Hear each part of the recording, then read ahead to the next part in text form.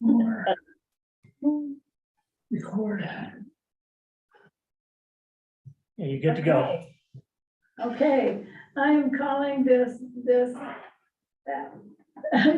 June 19th, 2023 regular meeting of the school, Mancos RE6 School Board to order. The time is 6:04. Will you please stand, rise and join me in the pledge? I pledge allegiance to the flag of the United States of America and to the republic for which stands one nation under God, indivisible, with liberty and justice for all. Thanks everybody for being here. We have nobody in the audience. Looks like Tigo is still out. I'm assuming we have no public participation since nobody's here. All right, so we'll just go to our agenda. Approval of agenda. Roll call, please. Oh, roll call, sorry, I skipped it. Mayor Coppinger, Here. Victor Figueroa, Aye. Katie Cahill Volpe, Here. Emily Hutchison Brown. Here. Kim Hunter. Present. Okay, we're all here, so we have a quorum 5. Approval of agenda. I nominate to approve that agenda. I'll second that. Okay. All right, I have a, what do we call this, a nomination now? Oh my gosh, we're rusty. We're a little bit summertime. Yeah.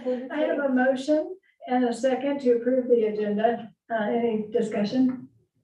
All right, Heather, call the question, please. Katie Cahill Volpe. Aye. Pam Coppinger. Aye. Victor Figueroa. Aye. Kim Hunter. Aye. Emily Hutchison Brown. Aye.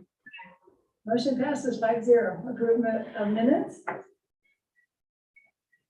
I make a motion to approve the minutes of last week, or last month's meeting. I'll second. Second. Emily, okay. I have a motion and a second to approve the minutes of the May 22nd, 2023 regular board meeting. Any discussion? All right, Heather, call the question, please. Katie Cahill Volpe, Aye. Pam Coppinger, Aye. Victor Figueroa, Aye. Kim Hunter, Aye. Emily Hutchison Brown. Okay, motion passes 5-0. There's no public participation. So district accountability report, have they even met, Todd, since it's summer? No, we did meet a week after the board meeting. No, the day after the board meeting in May. And so that was a really good meeting. And then we're going to be getting together to really talk about some restructuring.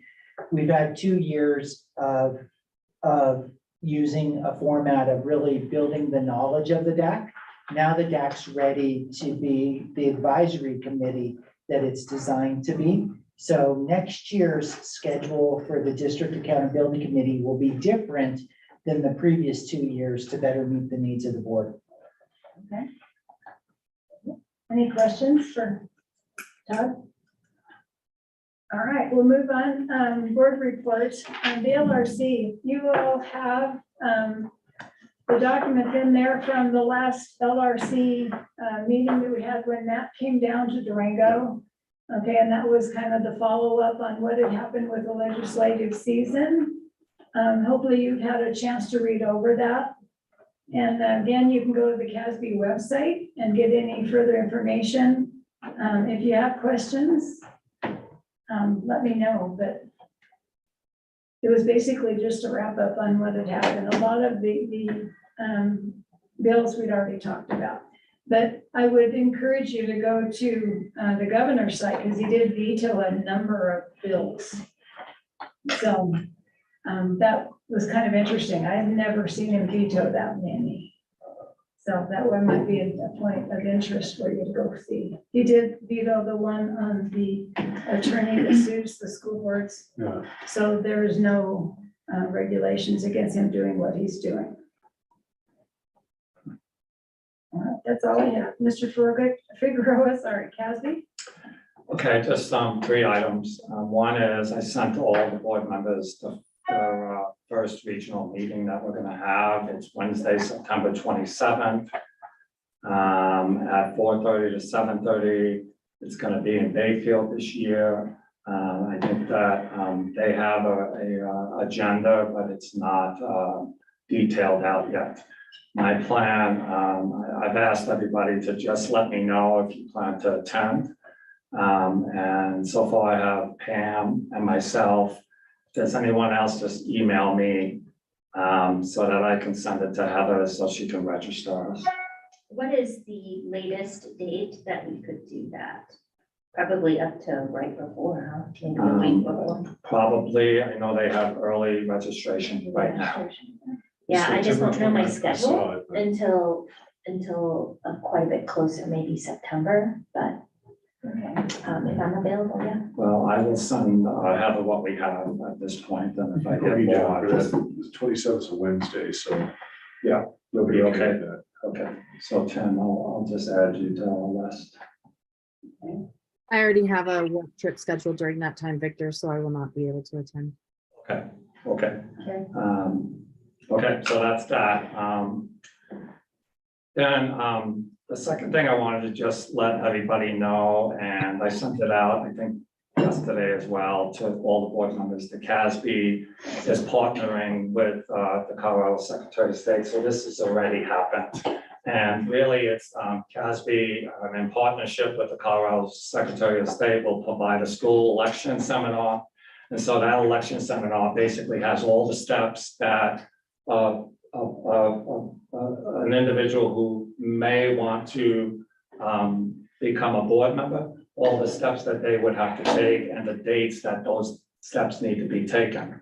And so I was wanting us to recognize that in public and also ask that we could put that on the board website.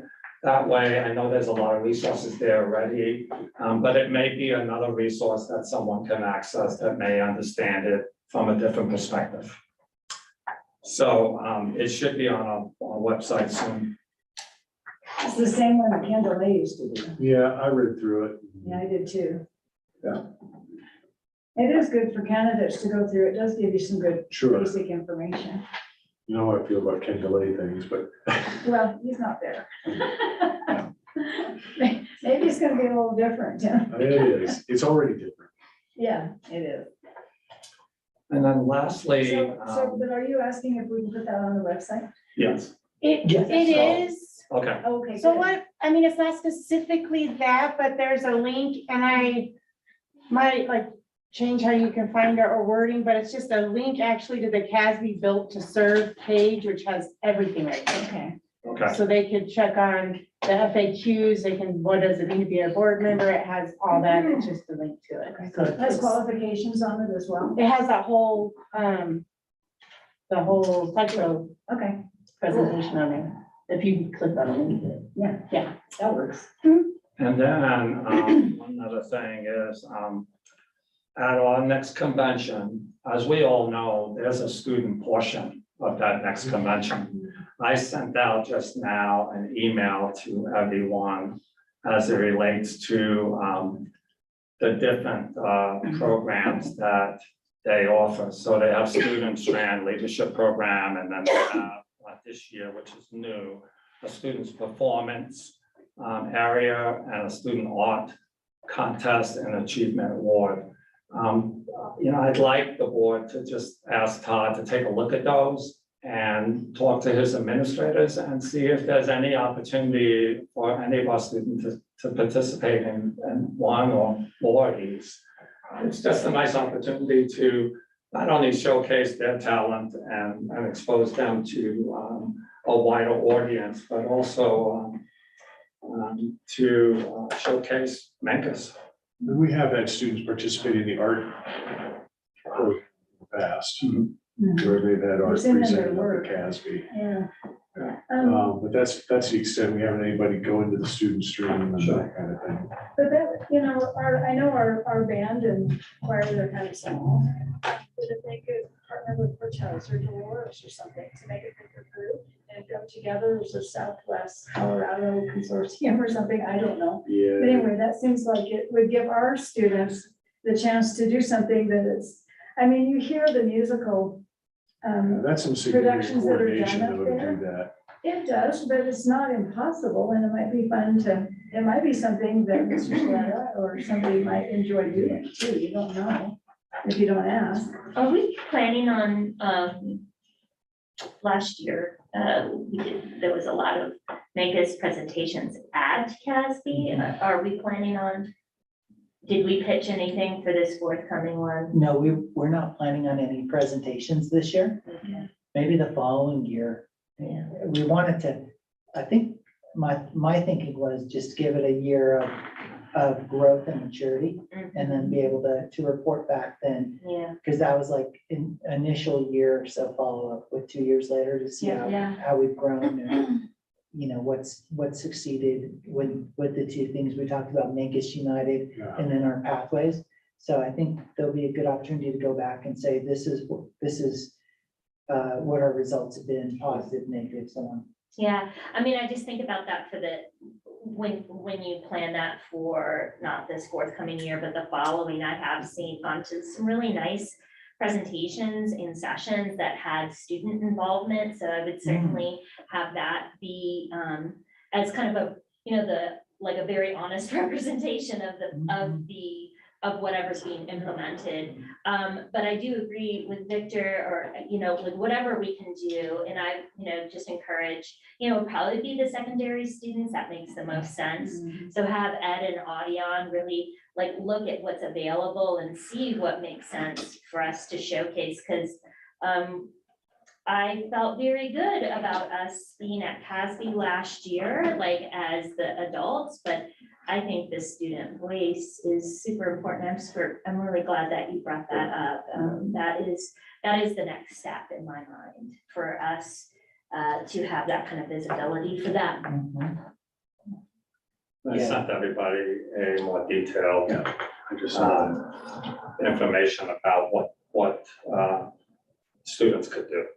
And Todd, I know it's maybe late in the ballgame, so I don't know, but if there's a way. That'd be great.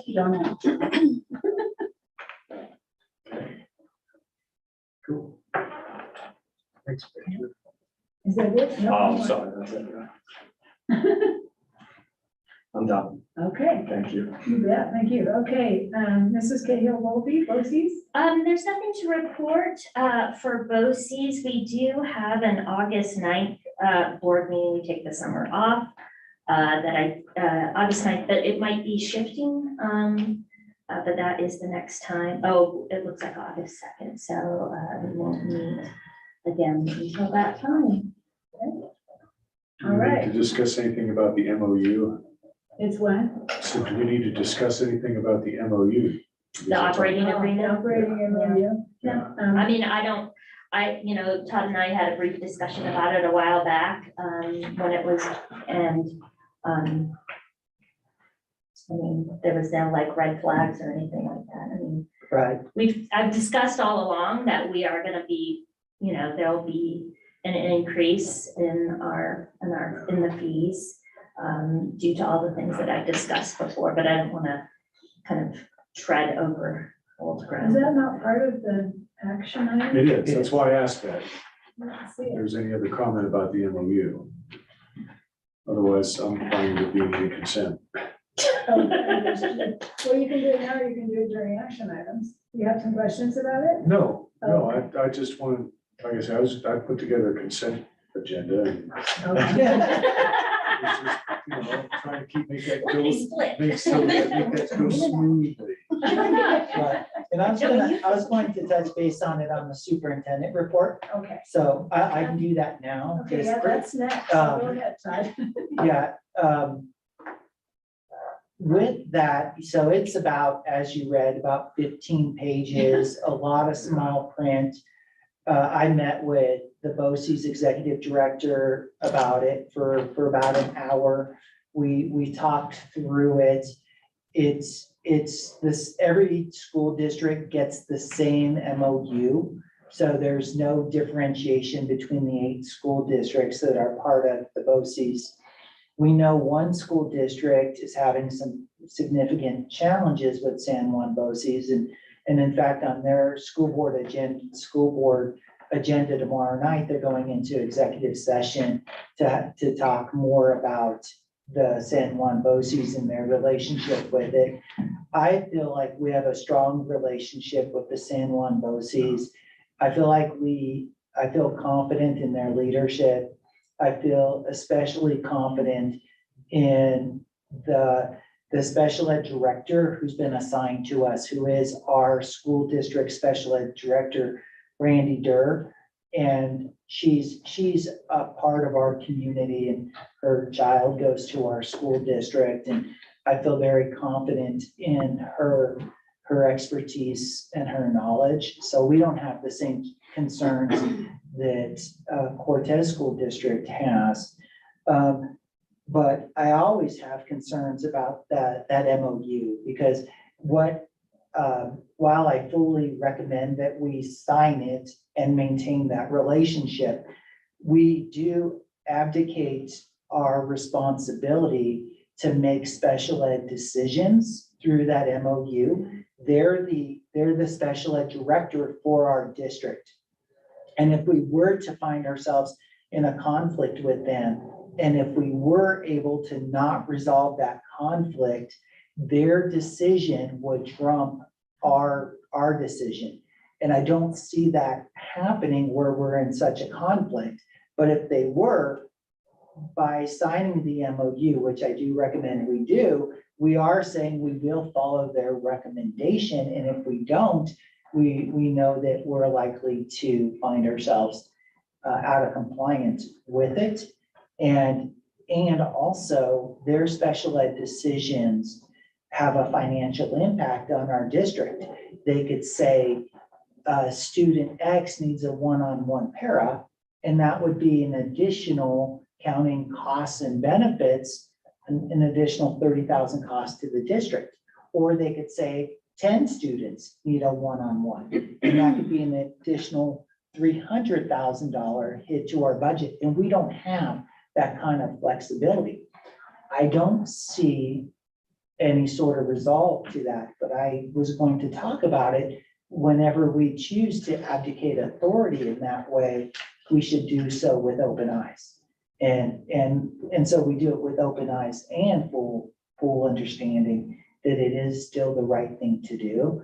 And I support the San Juan BOCES. I think they do a really good job for us, but it is worthy of this conversation. And Brandy Durr is our immediate contact. And then her immediate contact at our district is Ms. Giles, is that correct? That's the kind of mano a mano, like that's like the. No, really, that's how it was last year. This Okay. year, then it's more of a flat system with her. So her relationship is directly with the special ed teachers. Okay. And so next year, we currently have 3 special ed teachers. Amanda Krupa at the elementary. Mm. We're looking to hire another special ed teacher, which we've had posted since October, to help us out. And then we have 2 special ed teachers, Miss Giles and Miss Jamie Bechtel. Thank you for the last name. Mhm. Yeah, it's good. And so it's really a flat relationship. Okay. There's not a So we're gonna have hierarchy. 2 in the elementary school. Yes, we would have 2 in the elementary, and Miss Giles is really, has exceptional knowledge and understanding and expertise. So she naturally elevates to really support us also. So that's what I wanted to say about that. The other thing I wanted to just touch base on is the summer hub is happening, and that's all happening through Mancos United. So we have 74 kids registered for that. Wow. Every day we have 50 kids there full time. Wow. So that's a big population, and our students are being well served. Our board has 2 board members on it, and they've been receiving some updates along the way, and there's been some exciting news around that and how well the kids are being served. So that's going really well. And that's a big thing for our school district that, and then on our end, you know, this is a good opportunity to elevate Travis and his team, because it causes a lot of additional work to keep the buildings maintained and with such heavy usage during the summer. So that's a lot of additional challenge for the adults in the district. And so our whole custodial team and maintenance team and facilities along with Travis has just done a really good job to support the summer hub. And so that's a great thing for our district. And then finally, just on a personal note, I've spent the last week with 5 of our students. We stayed in the dorms at CSU. And so they were in a drone camp, and it was an intensive week of learning and flying drones. And our students had the option to go up in airplanes and take control of the airplanes as they're flying them. And that was really a big event for our students. And so that turned out to be a great, one of many summer activities that all of our kids are involved in. We have kids going all over the state this summer doing a variety of different sports and sports camps and different things. So Mancos School District stays very busy. The transportation department is constantly, you know, servicing, checking out and cleaning vehicles so that our students can go throughout the state during the summer. And we have a lot of great adults just giving up their time to take our kids a variety of different places. So that's with the exception of the hub keeps this place hopping, there's still a lot of activity going on everywhere.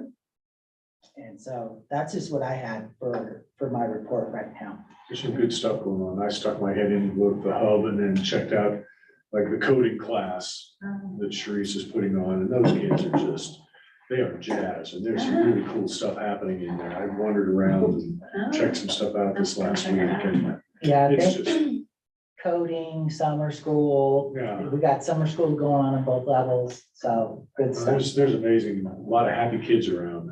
Oh, that's nice. All right, any other questions for Todd?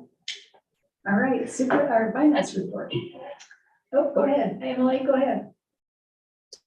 Todd, I'd like to know if you chaperoned all of those flights yourself. You go up in all of those planes? I felt like it was most appropriate that I should chaperone them from ground level. Okay. Yes, that way I could keep track of more than one at a time. Or at least that's wondering. my story and I'm sticking to it.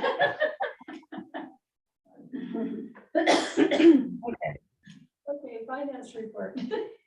So I just provided you guys a little overview from our May budget to this current June budget. And just a reminder, our June budget is our best efforts to anticipate what's going to happen with all the funding, the grants and everything. So things are going to fluctuate between now and January. But what did kind of happen is we did receive a few grants that I was able to stick into the budget that was being allocated from the general fund before. So by replacing those general fund expenditures with some grant money, allowed me to free up some money for technology, which is what we needed to do in order to buy those Chromebooks for students and also laptops for staff. So that did allow Keith to have the money he needed for that by these grants coming into play so far. So you can see the list of grants there. That health grant though, the second one there, that should be 30,000, not 40. That's a typo. 35, It should just be 30. a third. Yeah, so that was my mistake. But anyway, that just kind of tells you a little summary of what we were spending on those grants there and how those got allocated within the budget. And then the other thing, couple other things, the carryover from this fiscal year 23, I'm still thinking it's going to be 0. I don't feel like we're going to be able to carry over any money. However, our carryover is contingent on a couple grants coming in still this year. that we're hoping comes in by June 30th. It needs to be in our bank by June 30th. And so that only gives us until next Friday. So I'm hoping these couple grants that are scheduled to come in actually make it here. If that does not happen, then that money will be recorded in next fiscal year, which then will result of a deficit spend in our current year. Because we're counting on those grants to come in, and we thought we had plenty of time, and they still may show. I just wanted you to be aware, I'm saying zero carryover, zero deficit spend, but we may end up doing a little bit of a deficit spend if those grant monies do not get recorded in the correct fiscal year. Does that make sense to everybody? And for clarity, those have been, we've received the grant award letters. Yes. So those have been fully approved grants. We're not waiting. It's just a matter of. It's just the funding level. Right. It's the funding. And one of them was for 49,900, which was split between our drones and our healthcare. Gotcha. So I'm really hoping it comes in this year because we have those expenditures already spent, which would offset those expenditures, and it makes it really easy because that's what the grant was designed for. Right. It just, there's a lot of red tape in Yeah. getting it from start to finish and getting that check in our hands. But it has been approved, everything's good, we're just waiting on the check to be received. So I just wanted to give you that heads up. If you do see a deficit spend when that audit comes through, that's probably why. It's just the timing of those funds rolling into our account. So that's what I wanted you to know there. And then just a reminder that we are going to see a deficit spend for fiscal year 24. And I broke that out there for you guys within 4 different bullet points. And the only thing I really want to bring to your attention is I have estimated the elementary curriculum to that $46,662. That number came from the original pricing sheet that we got from the curriculum. And then there was an updated version that came out, which was even a little better for us. It was cheaper. So this number that you're seeing for deficit spend is probably not going to be accurate. I just want you to know we will have to deficit spend for our curriculum. But if you look at the spreadsheet we kind of looked at during the work session, I mean, if we went, I think the 5-year, I don't know, there it is. It aligns nicely with the 4-year. It does, but the 4-year will be fine. 5-year, we would need an additional $5,000 to make that $51,573. And that could maybe be absorbed within our regular budget, and we wouldn't have to deficit spend that anyway. So I just wanted you to know when you approve that beginning fund balance resolution this evening, it's gonna say $46,662 is going to curriculum. Okay. But that's gonna fluctuate a little bit depending on what you guys decide to approve. And, but as long as you guys are aware that we are going to be cutting a check and it could possibly come out of, on paper, it could come out of deficit spend right now. That's what I need you guys to be aware of. But as the whole budget shakes out throughout the year, we may not have to deficit spend anything. It just depends on how that budget is spent and what's left. So I just wanted to bring that to your attention. And then the other 3 things on that deficit spend are everything we've talked about before. With the transfer to cap reserve, the $60,000 to PBO, and that preschool door key system for $22,000. So, and those are all guesstimates too. I mean, the PBO may not come in right at 60, might be a little less. And the preschool door key system is just a approximation as well. So just know that we could end up spending around $228,000 of our savings in this budget. Okay. Is the preschool doors key system, is that gonna match the one here? Yeah. That's why it's so expensive. Yeah. Mhm. And it should have been done, but it's just one of those things, so we want to get that done this. Well, that just makes it sense that you have Yeah. continuity throughout the Yeah. district. Yeah, it's kind of pricey, but it'll be worth it for safety reasons for sure. And then just a couple things to keep on our radar. The roof repair that we had talked about numerous times.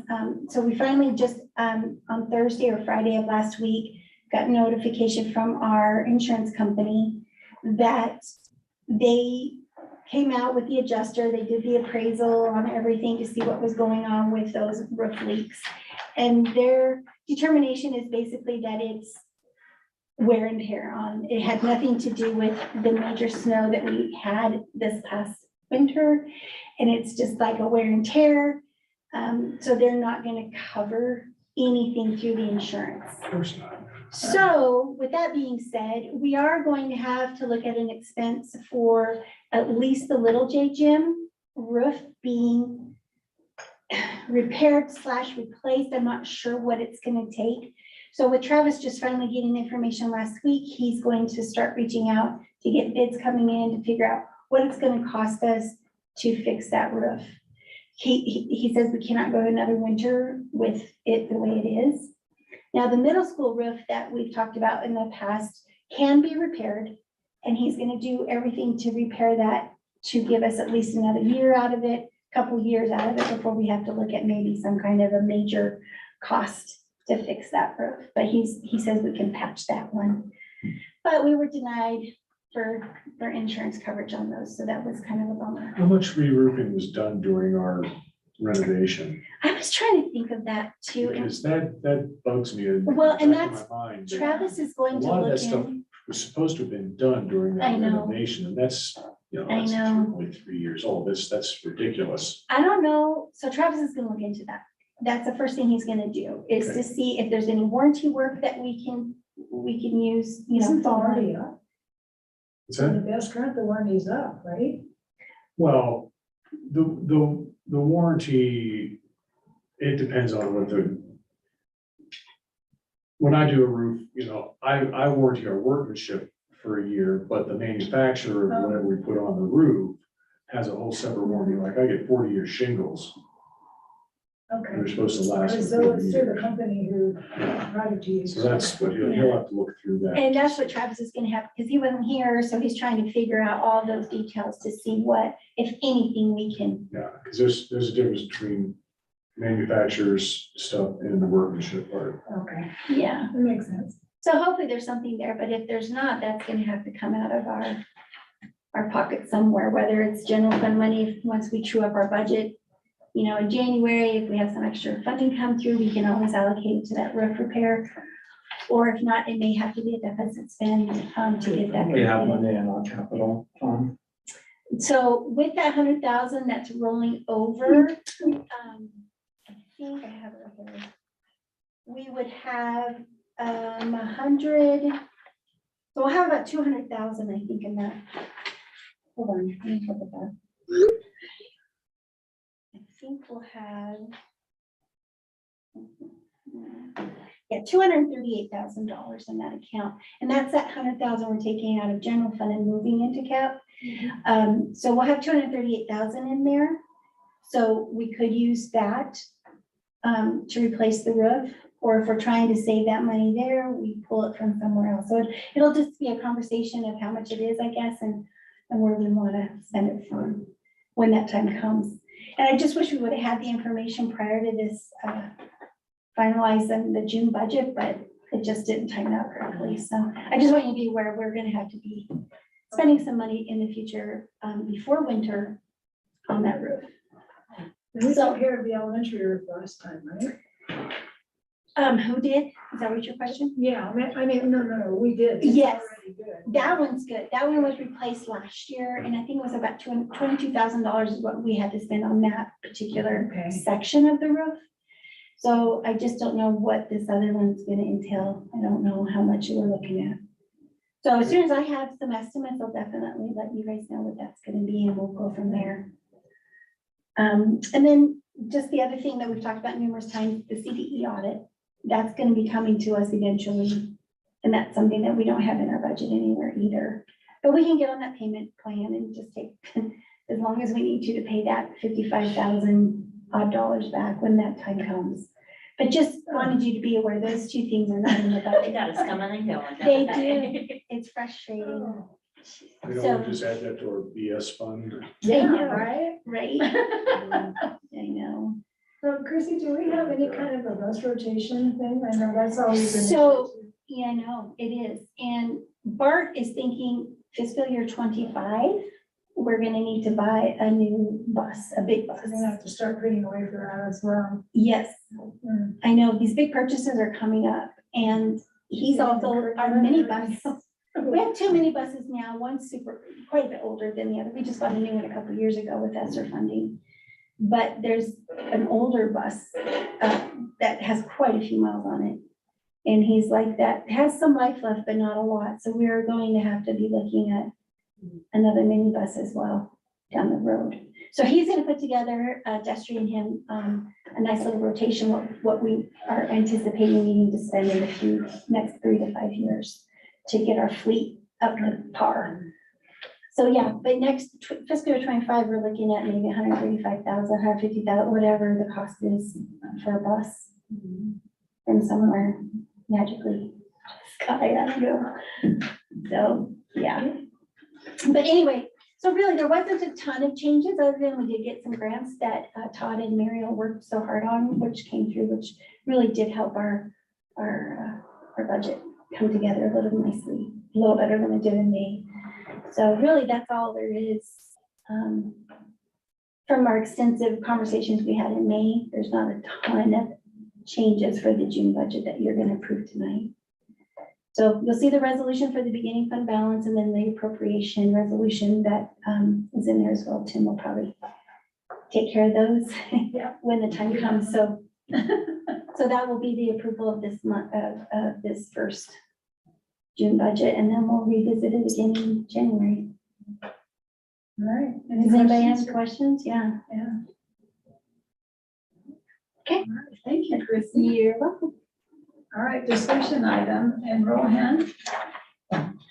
So this last year, we received a lot of support, being that, you know, what's been raised up is our communication wasn't where we wanted it to be. So we've improved our website quite a bit. And then for our social media communication, we used an outside third-party resource called EnrollHand to help us with our communication with the community. And it was really successful with getting a lot of really good communication out. We had over 7,000 people who looked at our video messages through Facebook, and they looked at those on a frequency of 27 times. But what we didn't see was we couldn't directly tie enrollment increases to EnrollHand. We did see our leakage of students going from our school district to other school districts get cut in half. So we saw our student enrollment last year increase by 15 students. So all in all, we had a lot of really good messaging, video messaging going out. And I feel like that was really strong. The messaging I liked.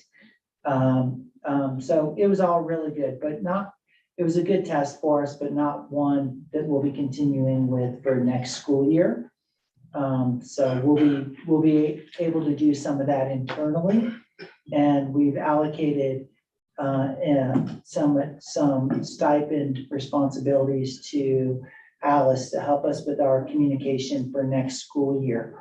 In the report you received was a good video report of how we did with EnrollHand. All in all, it was good. It's always challenging with social media marketing, feeling like you get your money's worth. In the professional world, I've never felt totally comfortable, but I just don't. But I like what we did, but it's not worth continuing forward. Any questions on that? Okay, let's move on. Okay, elementary ELA curriculum. Well, we started a really good conversation on ELA curriculum during our work session. The boards has also had an opportunity to receive a lot of information from an hour-long video training on the curriculum. And also there's been some parent engagement. I don't think there's been the level of parent engagement that the board would like to see going forward. So that's going to be an area that we're going to have to see improved going forward for curriculum evaluation. The incoming principal did have a curriculum night, but that was during the summer and it was only for an hour and there wasn't a lot of turnout for that. We will be rolling out the curriculum with an ELA curriculum night. The parents have been shared a video on the curriculum. And so we'll find a way to really get really good parent exposure around the ELA curriculum. It's a major, it goes to the essence of what we do as a school district, and that's to teach our elementary kids to read and write at a really proficient level. So there couldn't be a more important conversation than ELA curriculum. The board has received a recommendation from the outgoing elementary principal, which has also been supported by the incoming elementary principal, as well as the staff, as well as the secondary and district administration to move forward with the curriculum. The board has a choice on what duration. They actually have a choice on whether or not to accept that recommendation or not. And if so, and whether you want to do that at a 1 to 5 year sort of commitment level.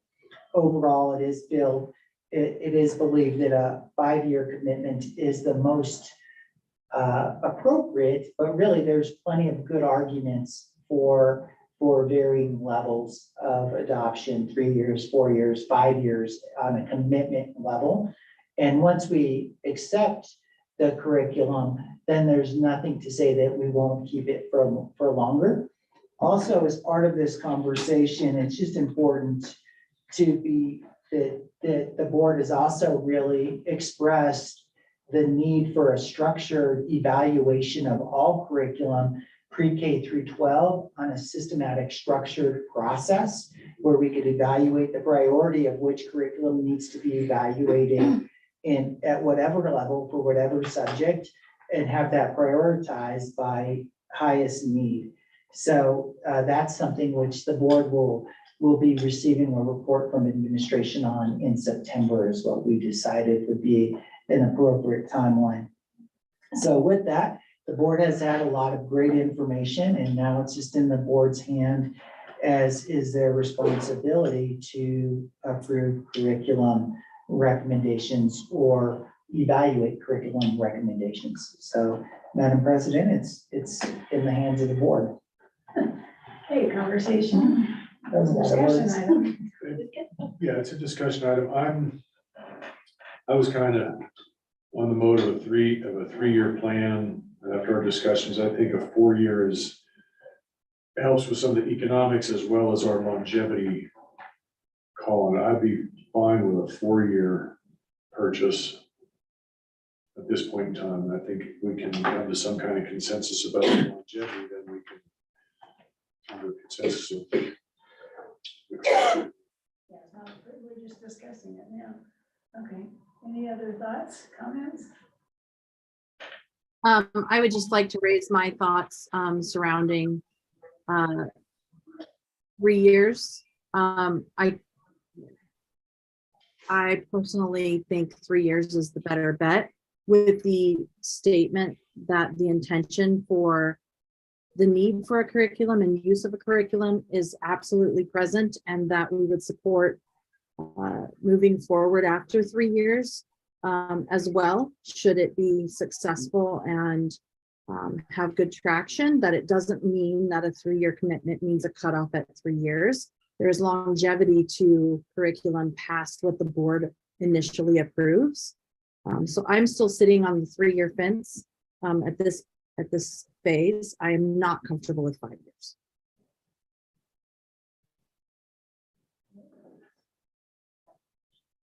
Anyone else? I'm sitting on the 4-year fence. I know 5 years, there's a lot of concern about that on the board. 4 years gives us the opportunity to allow teachers to get the training and to implement the program fully, and for us to be able to look at how that process has gone, what kind of feedback we're getting from them, and for us to then be able on the 4th year to really evaluate, looking at data, looking at feedback, looking at all that information.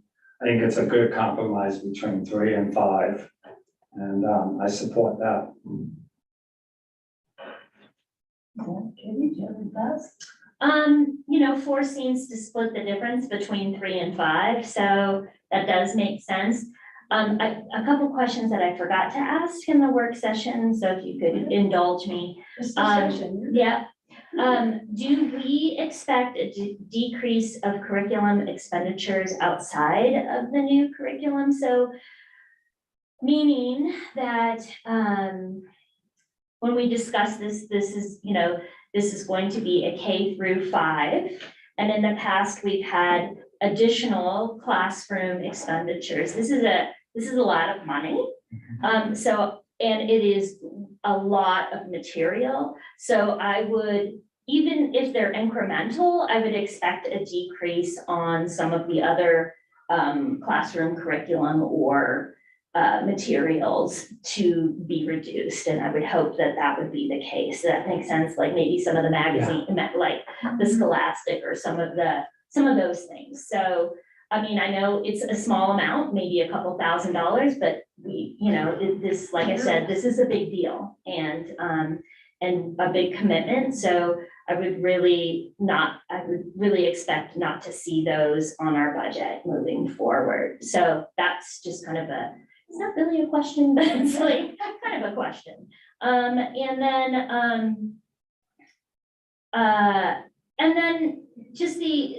then I think what we as a board need to do is to add some future agenda items tonight in regards to Todd's comment about a report that looks cohesively at all pre-K through 12 curriculums. And so we look forward to having that and then getting a schedule and then making sure that the board is kind of holding the school to fidelity on that, because that really is one of our major jobs. And so that's a piece of it. But that we also have some outstanding issues about kind of a dated curriculum that we've been using for quite some time and its efficacy in the classroom and what we're going to do to solve that for outgoing elementary students. So that are going into middle school. So I think I'd like to, as we move forward, I'll ask to have that put onto future agenda items. Okay, so you just want for 5th to 6th, Jill? So I really think that's okay. And that can be a discussion too. And so those are just kind of the big things that have come out that are worth discussing in the future, being brought up by this, which is, I'm really grateful in some ways that it's kind of, it opened up into a can of worms, but it's really, in the end, I think it'll be really great. Yeah. So like I said, I would say 4 years feels like we're splitting the difference between the 3 and the 5 year. Well, I think I go with the 4 too, just because it does split. But I would expect the building principles on Todd that it would be adopted with fidelity so that all of the teachers know that this is the district's approved curriculum and it will be so that nobody can opt out on their own. So I would expect that to be done. If we're going to pay this much money for something, I think it needs to be utilized to the fullest. So, and the training on it, I know there's one when the teachers come back and there'll be another one mid-year, is that correct? So that's gonna be worked out. It's gonna kick off with 2 full days of training Okay. for all K through 5 teachers on August 7th and August 8th. So they'll get a really robust training. And then that will allow us to have 4 days of training in the bank, which we could then choose to use during the duration of our contract, Okay. which really could be 1 day.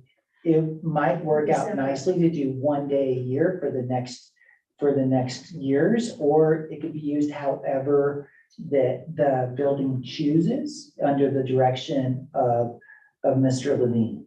Okay. So there'll be 4 additional days after the 2 days are used on the 7th and the 8th.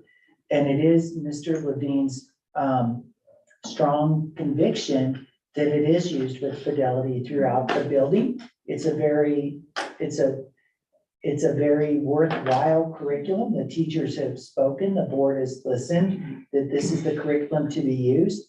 And so he knows that it should be used with fidelity, and he believes that that makes the most sense, that they all follow the curriculum. And then also the curriculum's designed that way where topics are brought up at different grade levels and reinforced that way. So that's how it's to be used at its highest level. Okay. And that would be the board's position or the responsibility would to look at the data and see how this is going. Yes, you may have a dip that first year, but we would expect that through year 2, 3, 4, and 4, that those numbers would continue to climb. So I keep your eye on that. Now it's going to be the proof in the pudding, and that can only happen if the program is being utilized to the fullest. Then we'll know whether the program works or not. They are rising. And I think it's worth mentioning that Emily astutely brought up in the work session the crosswalking of this curriculum with PBL. And I won't take her thunder here, but I do think that that is the expectation, is that these are the resources that are to be used to as a jumping off point for PBL. Well, and I think the curriculum, as I looked at it, had a lot of Yeah. good PBL elements in it that are very basic for our elementary kids. Because they're not going to do the big projects like you see in middle school and high school. But there were a lot of, they have a project at the end of each one of their little units. And that can be teacher driven, it can be student driven, and 4 or 5, they can play with that. I love how they have the concept question that they ask. Can't remember, there was a question that they asked, they continually go back to for that 3 weeks. Well, that's the essential question that PBL uses. So you're getting a lot in it, and if they can use the critiquing model that PBL uses in their groups, that would be huge. That would be a huge piece of PBL. So I can see that happening. All right, any other questions, comments? Just one quick comment. I do believe after my review of the curriculum as well, that there are a lot of, to Katie's point, tremendous integrations with PBL, so that you are leading some of these kids that are coming up into those grades where PBL will become stronger into more PBL focused type activities. And so hopefully it will support that transition. And I would be mindful of the fact that the strategic initiative or the strat plan, and there is a specific initiative in our strat plan that fully supports PBL. And that is where our drive and focus, and it was where my thought process was when reviewing of curriculum and reviewing of spend, because we are still very committed and we are spending a good deal of money in training all of our staff, PK through 12, on PBL. So I want to make sure that that is the kind of leading thought as we adopt and go into a new curriculum. We want to make sure that everyone is understanding that that is not lost on us, or was not lost on me when looking at the adoption of the new curriculum. So, and just to clarify, I would support a 4-year purchase. Mindfully looking at the spend, it's really where my thoughts consistently go, especially knowing again what we're spending on PBL training as well. Good thoughts, guys. All right, anything else? All right, let's go on to discussion item impact fees. So at the last meeting, Yeah. at the last meeting, we talked about impact fees and Mr. Hunter brought up some really valid points. So, and if he doesn't mind, I'll speak for him just a little bit. Sure. I think one of the important points is there's an inherent with going with a flat amount, there's an inherent unfairness to the lower value properties that are being built because every property has the same amount. So if you're having a $400,000 home built, you're paying the same impact fee to the school district as if you were paying for $1 million property being built. And that's, you know, and that has an unfair impact. Also, any increase in impact fees adversely affects the affordability of housing in our district. And the affordability of housing in our district is one of the areas that's been elevated already as a concern. Because what we're paying our employees isn't aligned with being able to afford housing in our district. So those two things were brought up very appropriately as concerns to the school district moving forward with raising impact fees. So the other side of the coin is what we're charging for impact fees is significantly lower than all the other school districts within our region. And by increasing it, we're just trying to get the school district on par or closer to par with other school districts. So it's one of those, you know, you can't win situations. By raising taxes, you know, through an impact fee, we are adversely affecting the affordability in housing. But by raising the impact fee, we're increasing revenue to the school district, which will help us increase the compensation of our employees, which the school district, which the school board has said is its #1 fiscal priority. We know we did a good jump in where we put staff on with this last raise, but we still know we have a long way to go on where we want to, what we want to pay our staff. The board is very committed to increasing the compensation of all of our employees. And so this is one small step in the right direction there. So after speaking with Mr. Hunter, we discovered it may not be practical to do it on a percentage basis. It may not be possible to do it on a percentage basis with the county in particular. And a big portion of our school district boundaries is outside of the municipal city limits, town limits. So, in speaking with them, it also may be more prudent to just make one jump now and then see how that is settled and received by our community, as opposed to the previous recommendation, which was to schedule 2 additional jumps at year 3 and year 6. Let's just make the jump that we're comfortable with now, even if we're not fully comfortable with it, at least adequately comfortable with it now, and see if that's appropriate going into the future.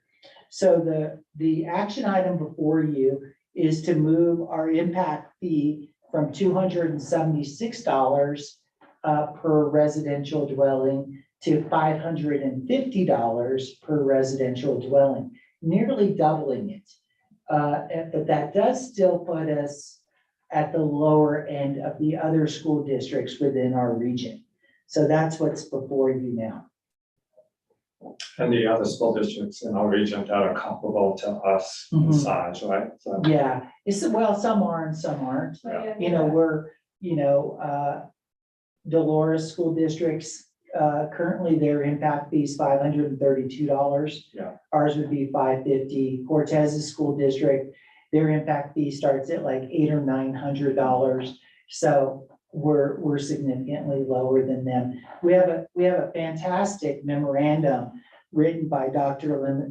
Linda Simmons on this, which she's just one of many great community members we have, and she did the research for us, and I appreciate her doing that. And she just did an outstanding job. So we have a strong memorandum to work from for this. So question, did you ask the county about a percentage? Is it even possible to do that? They do a flat fee because they don't have a building permit system. Gotcha. where the town does, and they base their fees on a percentage of building costs. The town could, but the county The can't. county does not do that. They just have they have a road impact fee, it's a flat fee. They have a school impact fee, it's a flat fee. Because they don't have a permitting system to go into anything to talk about any kind of percentages of building costs. So it doesn't make sense to do a percentage since only the town. Right, it would be difficult. Yeah. As That'd be much as I splitting think it would hairs. be much more fair, because I think this is a regressive tax. I think it's an inflationary thing. We're adding to inflation by doing this. And we're adding to the cost of housing. I do believe as a builder, I believe development needs to pay its way. I just don't know what that way in fairness to the population, in fairness to our desire to have affordable housing, how that relates. I opposed to Todd go up to like $300 and then add $50 over the next couple of years to see how things went. But again, that's a lot of machination and manipulation over that we have to keep track of, and I don't know how fair that is to our administrators. Yeah, And I mean, this hasn't been adjusted since 2006, so that I think that's for us to be mindful of. And I believe you were the one who brought it to the attention Well, like I of say, the I school believe district. development needs to pay its own way. Yeah, But at and- what level is that payment appropriate? Well, I feel like getting in line with other communities does seem appropriate. I did have one quick question. Dr. Simmons' memorandum mentioned that Durango has different types of housing units. And is it maybe like low-cost units pay a certain amount and then like after a certain amount? Within the development structure in Montezuma or in La Plata County, they have, if it's a multifamily housing project, if it's a major or minor subdivision project, if it's somebody that's dividing their property into I see. 2 parcels, then it's just on the individual, whoever applies for a building permit. Then So it's various different types, which you just stated that Montezuma County can't necessarily accommodate that, so it has to be flat, or it's flat or nothing. Okay, fair enough. good question though. Okay, any other, Emily, did you have anything on that? Any impact? Okay. All right, we do not have a strategic plan report this week because audience on vacation. So we can kind of skip number 10 if that's okay with the board. Sure. All right. The next subject is board action to accept the objective report, objective 1A. That was the one about our PBL. Yeah. Our project-based learning. Do you feel like you want to vote on that right now? I mean, in this meeting? That was, Well, it was approaching It's standard, right? approaching. I think it was approaching. It was standard. approaching. Yeah. I don't We're have any, still I in- don't have any concern about the report Okay, and its findings. I move that we accept objective 1A as approaching standard. I second it. okay, I've got a motion and a second to accept objective 1A. Is there any discussion? All right, Heather, call the question, please. Katie Cahill Holby, Aye. Pam Carpenter, Aye. Richard Figueroa, Aye. Tim Hunter, Aye. Emily Hutchinson Brown. Aye. Okay, motion passes 5-0. Okay, we have opportunity for consent. I would move that we approve action items A through E. A through E. Yes, A through E, G, I, M, and N as consent. I'll use F, H, J, K, and L out of consent. F, J, K, okay, I've got it. F, H, J, K, L. Because I have resolutions for all those except for L, which we probably should have when the motion is made, probably should have a motion to accept a particular year of Yes, we'll have budget. to be, yeah, I'm gonna do that separate. So that's why I exempted L out of there. Okay. And the others are the resolutions. Okay. Those are resolutions. All right, do I have a second? I second that. Okay, I've got a motion and a second to accept action items A through E, G, I, M, and N. Any discussion? All right, Heather, call the question, please. Katie Cahill Volpe. Aye. Pam Carpenter. Aye. Victor Figueroa. Aye. Sam Hunter. Aye. Emily Hutchinson Brown. Aye. All right, motion passes 5-0. We want to go to F. Yep, I move that we adopt the resolution of intent to participate in the Montezuma County coordinated election of appointing designated election official for the November 2nd, 2023 coordinated election. Whereas the Mancos School District, RE6, Montezuma County, Colorado, is a duly organized, validly existing school district, political subdivision, body corporate of the state of Colorado. And whereas the district will participate in November 2nd, 2023 coordinated election for the purpose of electing school directors to fill 3 vacant positions on the District Board of Education. And whereas Montezuma County will conduct a coordinated election to be held on November 2nd, 2023, in accordance with Articles 1 to 13 of Title I Colorado Revised Statutes as amended, at which the vacant district school director position may be submitted to the voters. Therefore, be resolved by the Board of Education of the Mancos School District, RE6 as follows. It's the intention of the board to participate in the coordinated election on the election date for the election of school directors to fill a vacant position on the board. Heather McKee is hereby appointed as a designated election official responsible for the running of the election for the district.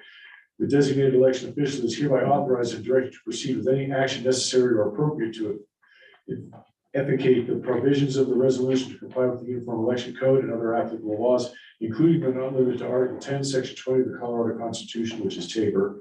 The district superintendent and district election officer are directed to keep the board apprised of the necessary deadlines and actions necessary or appropriate to submit the ballot issues for the above purposes to the voters in accordance with the resolution and comply with the Uniform Election Code and with TABOR and other applicable laws and election rules adopted this day, 16th of June. Okay, do I have a second? I second. Okay, I've got a motion and a second to accept the resolution of intent to participate in the Montezuma County coordinated election and appointing a designated election official for the November 2nd, 2023 coordinated election. Discussion? All right, Heather, call the question, please. Katie Cahill Volpe. Aye. Pam Carpenter. Aye. Victor Figueroa. Aye. Sam Hunter. Aye. Emily Hutchinson Brown. Okay, motion passes 5-0. So Jay, All right, so budget.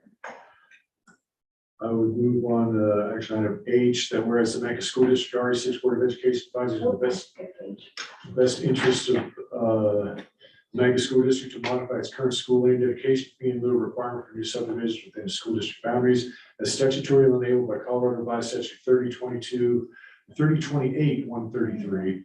And whereas the Mancos RE6 School Board find that new residential development will have an impact on the Mancos School District facilities and its ability to serve increased students generated by the new residential development, and the school land dedication fee in lieu, that needs to be respelled. Fee in lieu modification is reasonably determined to address said impact fee. And whereas the Mancos School District has hired a consultant to study the land dedication requirements for the town and county, and to additionally examine the associated in lieu of fee for purposes of making recommendation to the district, the town and the county regarding such matters. And whereas the Mancos RE6 School Board finds it reasonable and fair that a fee of $550 be assessed to new residential units and subdivisions within the school district boundaries. And whereas the Mancos School District will accept an issued receipt of all necessary land dedication fee in lieu of dedications and will ensure funds are expended only as permitted by state law, including Colorado Revised Statutes 3028-133, Section 4A, subsection 2A through C. And whereas Mancos School Board has provided opportunity for public input regarding the proposed school land dedication fee in lieu modification. Now therefore be it resolved by the Board of Education of Mancos School District RE6 in County of Montezuma, State of Colorado. It is in the best interest of the Mancos School District that the school land dedication fee in lieu of requirement be modified to $550 as a condition for approval of each residential unit in new subdivisions within the school district boundaries. Respectfully request the town of Mancos and Montezuma County amend their subdivision review and approval processes to reflect this fee modification.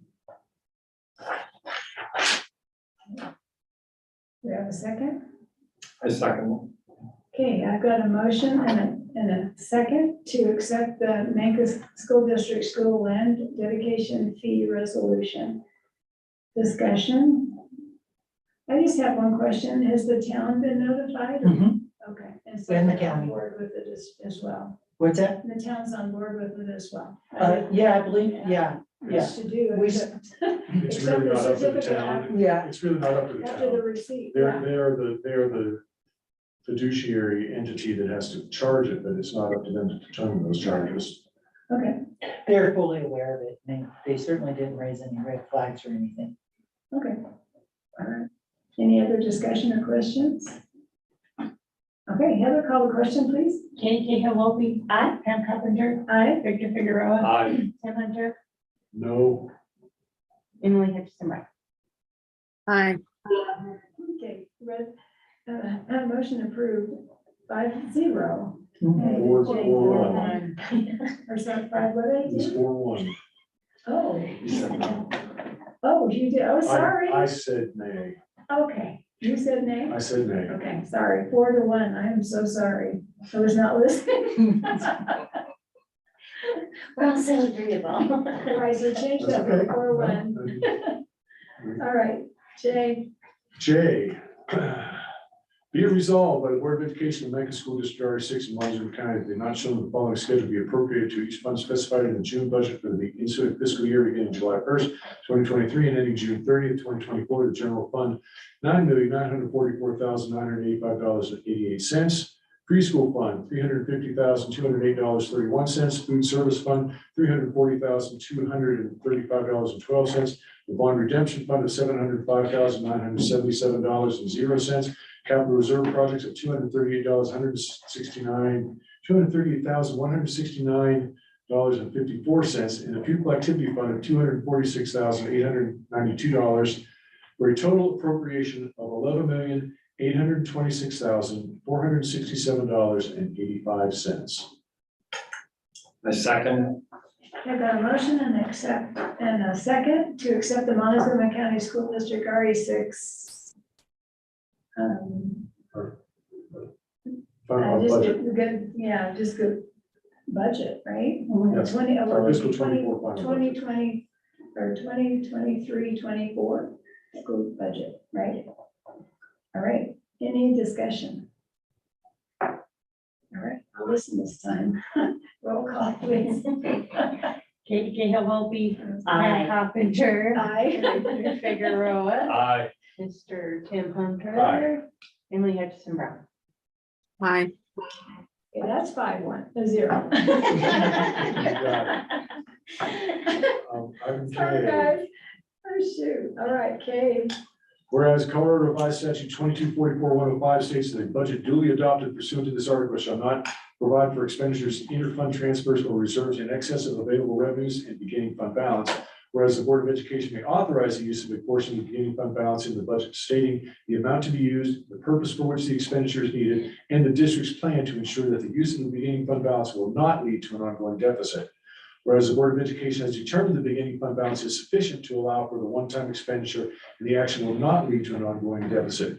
Now therefore be it resolved in accordance with Colorado Revised Statutes 2244-105, the Board of Education authorizes the use of a portion of the fiscal year 24 beginning fund balance for the following funds. For the general fund, for a total amount of $228,662. Of this amount, $60 will be used to provide professional development district staff for project-based learning. $22,000 to install a new door key system at the Mancos Learning Center for safety. $46,662 to purchase elementary ELA curriculum, and $100,000 to capital reserve for future projects. Lunch fund for a total of $5,111.34. These funds are a carryover from unspent grant money collected in fiscal year 23 from the Supply Chain Assistance Grant. Be it further resolved, the use of this portion of the beginning fund balance of the general fund for the purpose set forth above will not lead to an ongoing deficit and will not need to be corrected in future years. I second.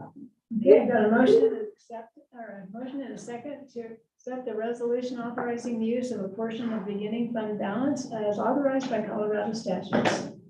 Any discussion? All right, the other call the question, please. Katie Cahill Wilkie. Aye. Pam Carpenter. Aye. Victor Figueroa. Aye. Tim Hunter. Aye. Emily Hutchinson Brown. Hi, Okay, motion passes 5-0. L. For L. I do. I move that we approve the elementary ELA curriculum in a 4-year purchase. I'll second that. Okay, I've got a motion and a second, excuse me, to approve the elementary ELA curriculum for 4 years. Discussion. All right, Heather, call question, please. KJ Helvolke, Aye. Pam Coppinger, Aye. Victor Figueroa, Aye. Tim Hunter, Aye. Emily Hutchinson Brown. Aye. Okay, motion passes 5-0. All right, we have no public participation. Future agenda items, I have the report from Todd in September, my curriculum review schedule, and the transition between 5-6 and pre-KK. Any other items? Yeah, if I could, I just think it is important for us to state that we will be having a board retreat on the 20. Oh, sorry, I That's need fine. to, That's fine. That was in future, well, that was like the next meeting. but yeah, that's great. yeah, so we'll be having a board retreat. It sounds like the agenda to come, but it sounds like good time policy fun.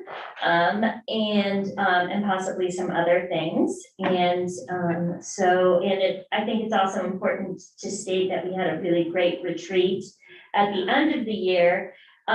Which seems so far away, but it was really only like 3 weeks ago, and I think it would be good for us to tell the public that we met with our leadership team for the forthcoming school year for 23-24, and really dug into our strategic plan and had a great moderator, Dr. Gabro from Fort Lewis College.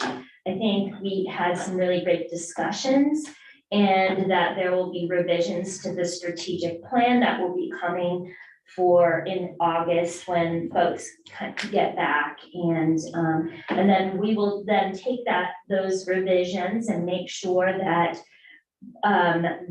we those get in front of our staff as well as our community as well. So that was really good. And then finally, I would like us to get some thinking around our open seats. Mr. Figueroa mentioned that CASB and shared with us the kind of CASB PowerPoint slideshow. I had it down here that I need to kind of put together the one sheet for prospective board members that's going to be derived from our new board handbook. So I'll put that, I think that can be done via email. I can just put something together. You guys can say yay or nay, edit, and all of that. But I do think we need to put a date on that. So if I recall, September 8th or 9th is when petitions get released. Is that correct? It's August. Oh, August, that's when they're due. I apologize. August 19th. So maybe we can think about a couple things. So I mentioned the one sheet, I mentioned the slideshow, just talked about the petition, but is there a way that we can communicate to the public as maybe as ways we can do that via Facebook, between our communication channels? And then Emily also sent a link to CASB's best practices. I'll have to look at that again, but so maybe we talk about that briefly at the retreat, pull everything together and just start making sure that we have focused communication on getting some really great candidates to serve our community, because I think that I'm really proud of what we've done, and I really want to make sure that we are setting the table for the next stage. So August 9th. August 9th? August 9th is when petitions become available. So I think the retreat would be a great place for us to just kind of pull that all together and what I can do is I can put together like a rough plan to present at the retreat and, like communications and things like that. And And then this will go on the one pager you're talking about. and, but also messaging, like putting out on Facebook, putting out, having a dedicated place on our website, where it is, and it could be front and center at the beginning. Can I suggest, because I'm on the website right now and I still haven't located this link that goes to CASB. So if you go to board linkage, that's what I'm saying, I probably need to. So it needs to go on the front, Yeah. because this is coming up, and to be honest with you, I think we're late in the game in the sense of this August deal, like the retreat, because when I was running for board, I was looking for information in July. Okay. Because I wanted to understand the process, I just wanted to understand what exactly did I need to do to try to get this going, so I think the plan is great, but I think we need to implement it sooner. We need to at least get this information in the front of this, of our website, so that it's easy to access and people could at least get the general idea. And then, you know, certainly we need to figure out how do we get this out as we go along in We can do some August, further messaging after that. you know, after that. How do we, you know, communicate it out? Well, how about I put something together, over the course of the next couple of weeks? I can get that to all of you. And, because this is not really a board, like voting kind of situation. No. This is just really like communications, and then you guys can add, subtract, or do whatever. And then, how about I put, let's see.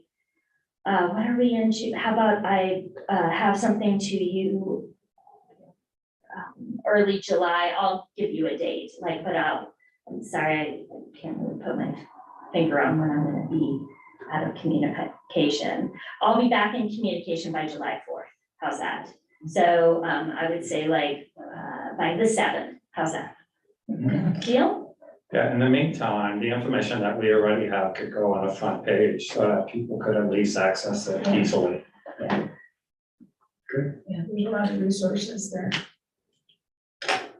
Okay, yeah, and our retreat, our board retreat is July 26th.